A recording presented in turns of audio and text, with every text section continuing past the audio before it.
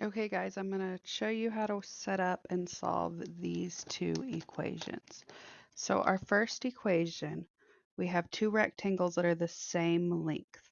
The top one is divided into 1, 2, 3, 4, 5, 6 pieces, and it's the same length as the one below it. So if we have 1, 2, 3, 4, 5, 6 pieces added together, it's going to give us a total of 120. Now this is 1, 2, 3, 4, 5, 6. 1, 2, 3, 4, 5, 6. We could have made that easier by just saying 6 pieces is 120.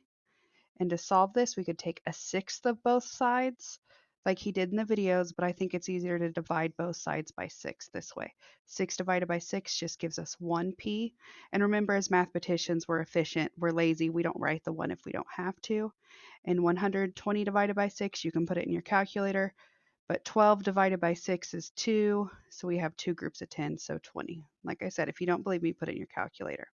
So when we have so many equal parts, we can use division to solve it out. Now, sometimes we have unequal parts, like we have down here. So here we have x and 1.5 have the same length as 4.5.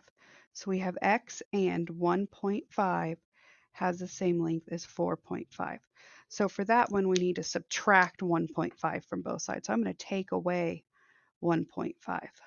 And you guys can put this in your calculator, but 1.5 take away 1.5, that cancels out, which is exactly what we wanted to do. We wanted to get x all by itself.